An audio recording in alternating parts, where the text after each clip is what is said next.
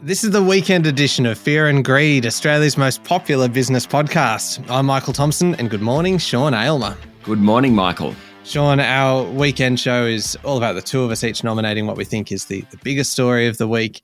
And you always seem to go first on that one and take the good ones. And then we look at the most remarkable story, the sleeper story, and our favourite story. Every week we are joined by an adjudicator, the same adjudicator pretty much every week, our Fear and Greed colleague, Adam Lang. Adam, good morning. Good morning, Michael. Good morning, Sean. Now, in a very generous offer, I'm going to suggest that Michael goes first on the biggest story of the week so he can take whatever he wants. Okay, that feels like a stitch up because I assumed that you were going to go first and therefore I prepared for you to do the biggest story of the week and for me to take the scraps. And so you have put me on the spot. You are really conceding early on this one. Yeah. Stop hesitating, Michael. On you go. I tell you what, just before we started, Adam described this as what were the words you used? Gladiatorial, like picture a coliseum, that sort of thing. And just like the emperor, the rulings are often quite arbitrary. Thumb up, thumb down. Just depending on how you're feeling. All right. That's right. Well, no, Sean, look, I don't want to disrupt tradition. I'm not one that does that very... Scrambling now, are we? I have prepared for my underdog status. I want you to go first, please. Okay. So the biggest story of the week. Alas, once again, it has to be earnings. Some of the country's biggest companies have reported, and we've learnt plenty about what's going on. That's why it is easily the biggest story of the week. There has definitely been a slowing in the economy this year. Domino's Pizza's results show that people ain't buying as many pizzas. Same-store sales were down 2%. Its share price was hammered. I think on the day it went down about 23%. Woolies is a bit the same. Boss Brad Banducci talked about people trading in.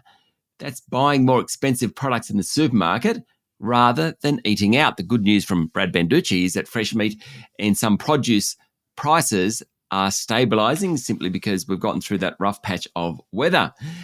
What else did we find out this week? The mining boom is pretty much over. Companies like Rio Tinto and BHP are paying much, much lower dividends to shareholders. Mind you, they're still pretty good. It's just that last year they were spectacular. But the impact of COVID isn't quite over. We saw that with Qantas's result. It's in the middle of a boom as people travel again. The healthcare operators are benefiting from the resumption of normal services. We also found out that supply chain challenges are ending. Now, I've got to tell you a little story here. Reece Plumbing came out and supply chain challenges aren't as big an issue for Reece, which is a rather large company, though closely held by a family. I always remember a great story, Lindsay Fox talking to one of the journalists at The Age, and they're talking about supply chain and logistics. And Lindsay Fox grabbed the journalist in his house, said, "Mate, come here." And he's a pretty gruff character, Lindsay Fox. And the journalist's like, "Oh, okay." Wandered along behind Lindsay Fox. He took him to the bathroom, to the toilet. He pushed the chain. He said, "Mate, that is the best supply chain example in the country." Like, there you go. Anyway, I digress. Supply chain. That was quite a little detour there. It was. It just popped into my mind, this Lindsay Fox story. It's quite funny. Anyway, supply chain challenges are certainly easing. That's very good for inflation. Plenty more to go in earnings season, but I'd say it's been a solid but not spectacular time for corporate Australia. Big story this week.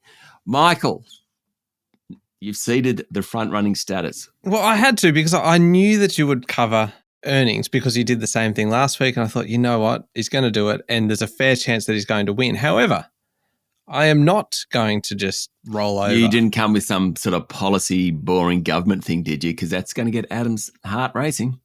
That's what I'm hoping. Prepare yourself, Adam. This one is for you, and also for everybody else, obviously. But I'm clearly targeting audience just Adam. One. That's right. Well, that is the principle behind radio and podcast, Sean. So I'm looking for the biggest story of the week, and there's a couple of options around, but I've chosen one which is probably a bit high risk for me because it's one of those ones, Sean, that you know a lot more than I do about this. But I'm going to do it anyway because you know what? I like to live dangerously, and superannuation has that kind of danger to it. And it's something that obviously affects every one of us, every single one of us. And so for a business podcast, it is the biggest story of the week because we're talking about potential reform to a sector worth $3.3 trillion. And it's worth noting that during the election campaign, of course, Anthony Albanese said that Labor had no intention to make changes to super, which sounds a little bit kind of vague, perhaps kind of one of those non-core promises. And so most of the talk this week is centered on changing superannuation tax breaks. And the number that keeps coming up is at that $3 million mark, which is obviously a lot of money to have in super. So we're not talking about everybody here. The government does have a big hole in the budget that it needs to fill, so tax concessions on retirement savings, particularly those with a high balance, might be pretty enticing. But, and this is where it does become a big story and relevant to everybody, is that it comes with warnings from the industry that this kind of prolonged discussion and a lot of debate over changing the rules actually undermines the whole basis of super and almost discouraging people from actually investing in their retirement because of this uncertainty that it creates throughout the sector. It has a long way to play out, this story, and it will likely come to a head in this year's federal budget. Big story because of the size of the sector, the fact that we are all in it, and that super funds are some of the largest investors in this country.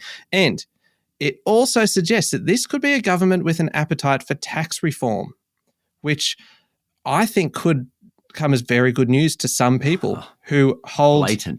Absolute blatant. Who hold my fate in their hand. Blatant effort to impress the judge. I'm just appealing to one of his many loves, tax reform. God, he's a fun bloke to go out to dinner with, isn't he? There's no doubt about it. All right. Thank you both. Sean, earnings themes, same as last week. Very good. Very interesting. Essentially, the themes being conserved spending by consumers, lower dividends, muted outlooks ahead. Michael, discussion about the potential for change, but no change yet.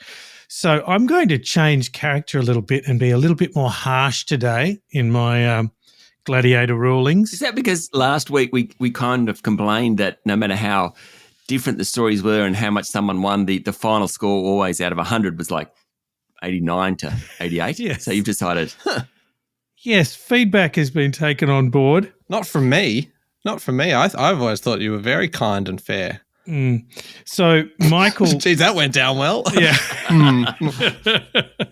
Michael also ascribing himself a new nickname, Michael Danger Thompson. I'm going to give this a dead heat. So there was nothing to really impress me either way this time. ooh, I like this. Oh, an aggressive judge. Oh, I like this. This has just become a fight to the death, hasn't it? Adam, I totally support you 50%. Michael's had nothing interesting in it whatsoever. I totally agree with that. Shall we move on to the most remarkable story? Let's go, Michael. As is tradition, you always get the first choice in this. Go ahead. See, okay. Most remarkable, Adam, if we can't find something here to kind of excite you, then we're not doing our job.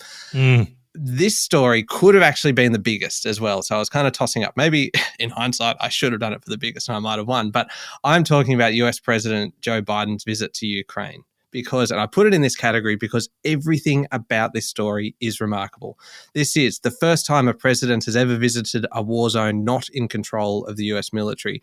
The secrecy, he flew on a smaller 757 rather than the usual massive 747, taking an overnight train from Poland to Kiev. The images of Biden with the Ukrainian president, Volodymyr Zelensky, side by side with his aviators on, very, very cool. The fact that one of the few people to actually know about the visit was the Russian president, Vladimir Putin, given a heads up so that the Russian forces didn't cause an escalation of the crisis in the region. The rhetoric that's come out of both sides, kind of Joe Biden declaring Putin was wrong if he thought the West would just roll over and let him take Ukraine. And then Putin suspending the last nuclear treaty that it had with the US. Add in the fact then that you've got Russia and China getting closer than ever before. Talk of Chinese President Xi Jinping visiting Russia and the trade between the two countries growing even more. And then above all, it is just remarkable that February 24 marks 1 year of the conflict in Ukraine and it shows no sign of ending anytime soon. So just every part of this story I think is remarkable and it's a bit of a short one for me. Well, it is a short one. I have two questions. Why is a 757 smaller than a 747? Yes, that is interesting, isn't it? You would expect it to be kind of higher. That's a little bit of an anomaly. And the second one, isn't it slightly odd that Joe rings Vlad, says, mate, I'm popping over to Ukraine, just don't shoot me while I'm there. Mm. But after that, it's a free-for-all. So, yeah, no worries, Joe. Jump over. It's extraordinary the way the diplomacy would be working behind the scenes. I mean, who would make Yes. that call to say, hey, this is what we're doing. Don't do anything stupid. And who would have made the decision before that someone should make the call? Yeah. Is it like, do we tell him or not? Well, Yep. we know he's a madman, but is he that mad that he'd actually do something when I'm there? Probably not that mad. Okay. He's only a 7 out of 10 mad. Yeah, let's give him a call. I don't know if you can give him a rating out of 10 for madness. Do they still have the red phones? You know, the direct kind of contact between the White House and the Kremlin? Yeah, the single line. Yeah. I'm going to Google that. Carry on. Sean, you go on with your story while I Google whether red phones still exist. Pretty remarkable story. I got to give that one to you, Michael. Look, for mine, the most remarkable story this week, Canadian giant Brookfield and US private equity company EIG cut its bid for Origin Energy from $9 to $8.90 a share. What's remarkable is that it only cut it 10 cents or 1.1%. That's nada, really. Investors loved it, and Origin share price jumped 13% on the day. Now, remember, the original bid was considered very generous. I think it was a premium of about 55% to the previous trading days. This is still 53%. This is an incredibly good deal still, at least at face value. What it shows, which is where the remarkableness comes from, is that notwithstanding all the scaremongering about the government intervention in the gas market and price caps and all the stuff about energy transition, overseas buyers still want Australian assets. They're still highly valued. Remember, Brookfield last year tried to buy AGL. It got vetoed and the board said no. It's now chasing Origin. It is remarkable how much these big overseas companies want our assets and are still paying premiums, big premiums for it. Certainly, Brookfield want to do a deal. They're committed to invest $20 billion by 2030 in Australia. Energy is a very, very hot business in Australia. So look through all the rhetoric that's been going on. A remarkable story this week is the fact that the bid was only cut 1.1%. Adam. I think that is a remarkable story, Sean, and I think the theme of it will continue, you know, the transition to green energy, the geopolitics behind this being an international story. It is a very good and remarkable story. But this week, Joe Biden visiting Ukraine right on the cusp of the 1-year anniversary of the invasion, I think has to win it. Yeah, no arguments there. Thank you very much, Adam. And apparently the red phone wasn't red and it wasn't a telephone. It is. Oh, that's a good name for it then. So can you repeat what I said about my story, or were you not listening? You were Googling. I have no idea what you've spent the last couple of minutes saying. All I knew was that Sean will rab it on. I've got at least 100 seconds. and so yeah, apparently the phone was based one end in the Pentagon and one end in the Kremlin. But it was originally just a telegram kind of machine. So it wasn't one of those bone phones that we all had with the ring dial. No, Sean, it wasn't. But they say that the principle of it in terms of that direct line of communication is still there, but they don't disclose what it actually looks like so that they can maintain those connections and they can't be targeted. All right. So what are we now? You're one up, Michael. 1.5 to half. Oh, well, this is new ground for me. All right, we'll be back in a moment with the sleeper story of the week.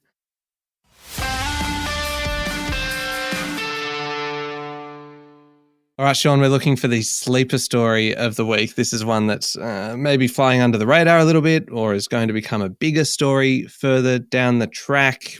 What was it for you? I'm just thinking that I'm leading at the moment, so I'll give you a bit of an advantage, a leg up. You can go first.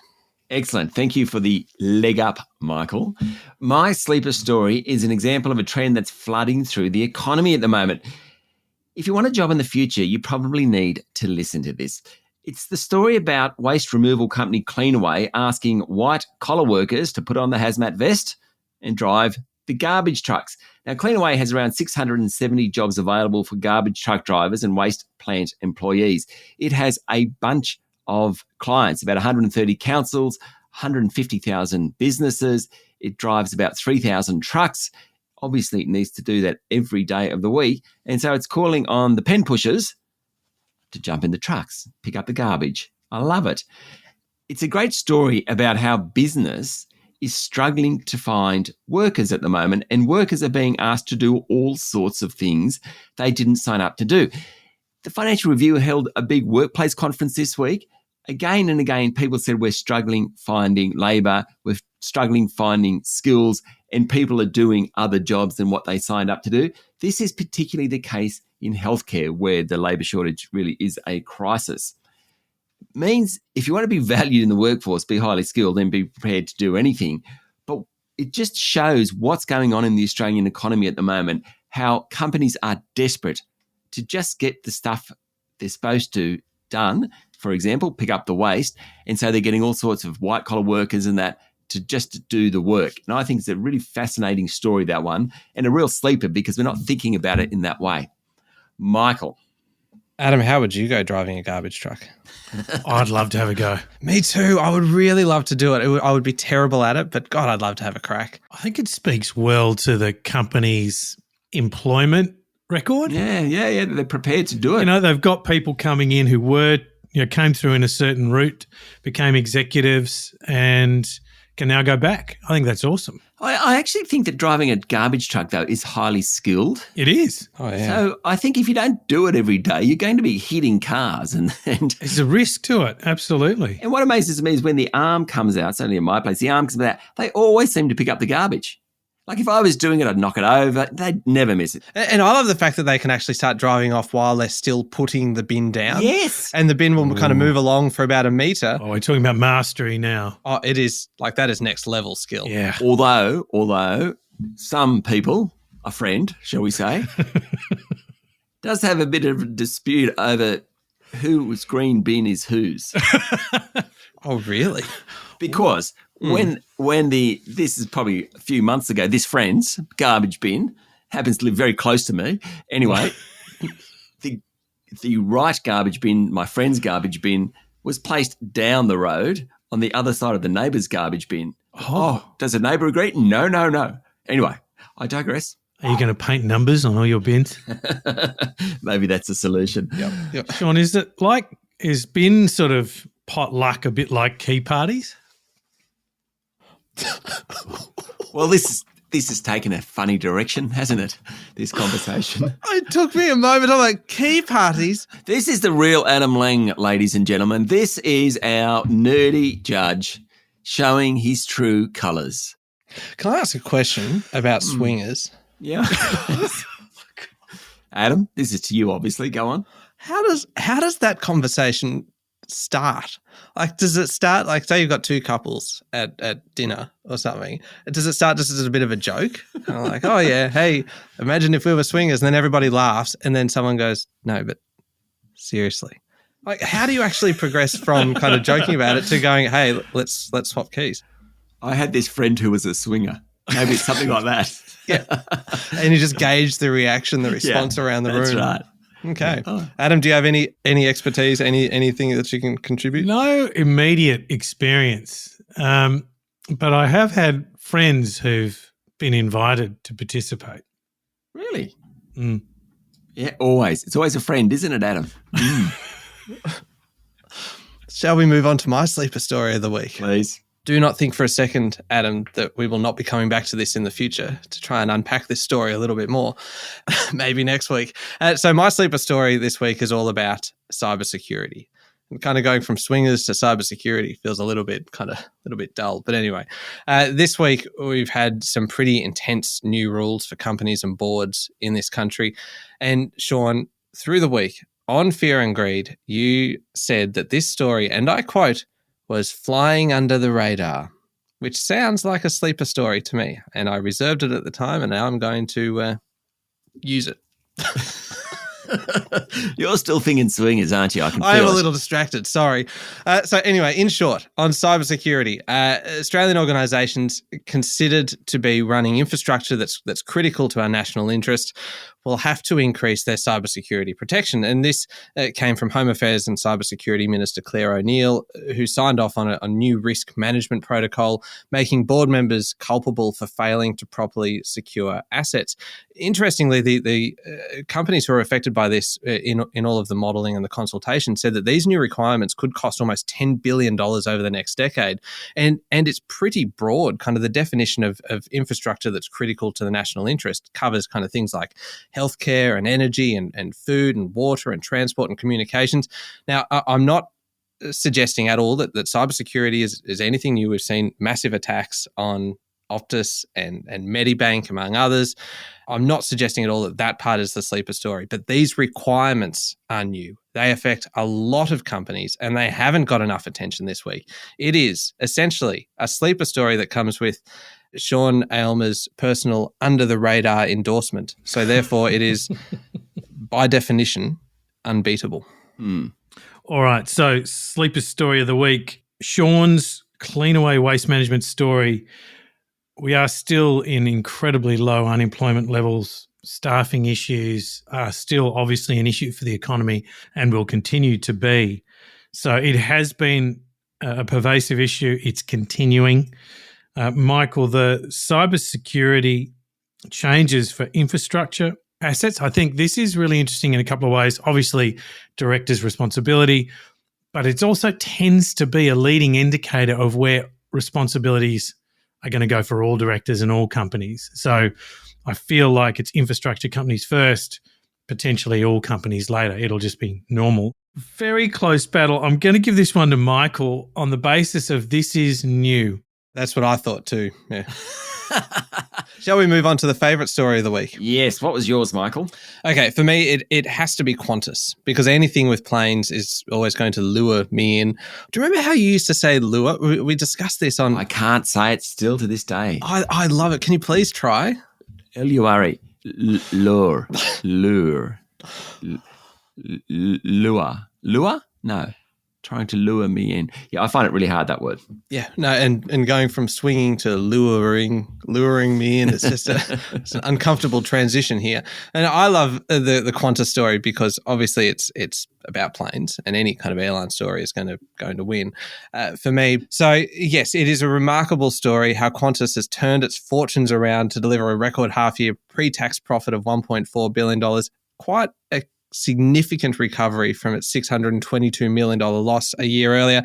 Now, some of the things that investors didn't like, I actually love, like the fact, for example, that they'll be receiving a new aircraft every 3 weeks over the next 3 years, and there's going to be in total 169 new aircraft between now and 2030, including 12 A350s for Project Sunrise. Remember, this is the one where they're going to be able to fly from Sydney to pretty much anywhere in the world, including New York, spending $100 million upgrading its lounge network. Not really something that affects a humble peasant like me, but I can always dream.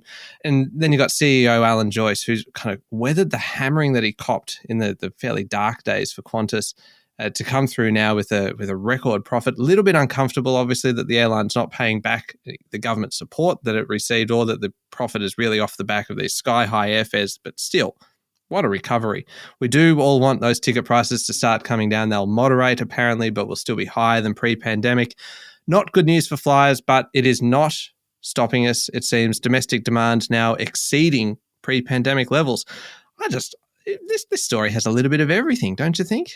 I really struggle with Qantas because it's a national carrier. It gets all these government-favoured treatments in terms of regulation and who can land, and the fact that others can't compete in domestic routes in Australia. It took hundreds of millions of dollars of taxpayers' money. Now, when the health insurers did that, they actually gave refunds because they didn't actually need all the money, and they gave refunds. I don't know. Is your favourite story, though? Fair enough. No, but see, the best favourite stories are ones that spark a conversation, really. True. That they must be controversial. I'm pretty sure that's one of the criteria that we've never mentioned before. The arbitrary nature. I've got one that's very controversial. Oh, no, I know it's coming. You bragged about it this week. Well, the largest ever trial of the 4-day work week, Adam. So Adam and I have had this discussion. I just thought it was a dumb idea, and Adam thought it was a great idea. Anyway, eat humble pie, Sean. Eat humble pie. The largest ever trial of the 4-day work week has found that most UK companies are not returning to the 5-day standard. And in fact, some are going to make the change permanent. The study involved 61 organisations, almost 3,000 workers, who voluntarily adapted truncated work weeks. So last 6 months of last year, they worked 4 days, not 5 days. Only 3 organisations have paused the experiment. 2 are considering even shorter hours, and like 3.5 days. That'd be nice. The rest are convinced by revenue gains, drops in turnover, and lower levels of worker burnout that the 4-day week is a new 5-day week when it comes to work days. Now, about 1 in 6 employees said no amount of money would convince them to return to 5 days a week. I think that's quite incredible that people and companies are going to 4-day work weeks, which, Adam, you said would be a good thing, and I said it wouldn't. But alas, I was wrong. Isn't this just a reflection, though, on the fact that people must have been working so inefficiently? See, that was my argument, is that you're just assuming people are working inefficiently when you say you can do it in 4 days. Because, I mean, they're still having to get the job done because they're not getting paid any less. They're still getting 5 days pay for 4 days of work. They're just kind of cramming the work into those 4 days. So clearly there was a slight lack of efficiency. This has really sparked a conversation, hasn't it, 20% inefficient, 1 out of 5 days. Maths. Adam. So I'm going to give this one by a clear margin to Sean.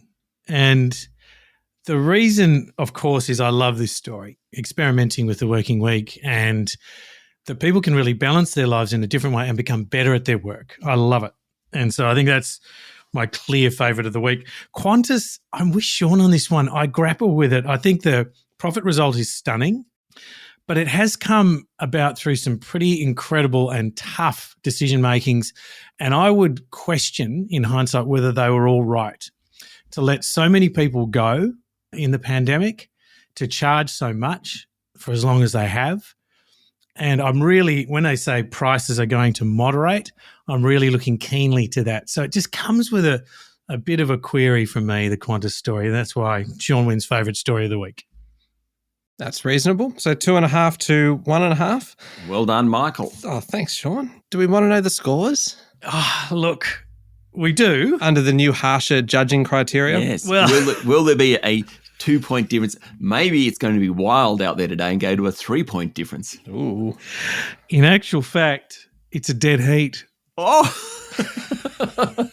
oh, you've changed your ways, Adam. What was it? Was it 90 points apiece? No, 86 each.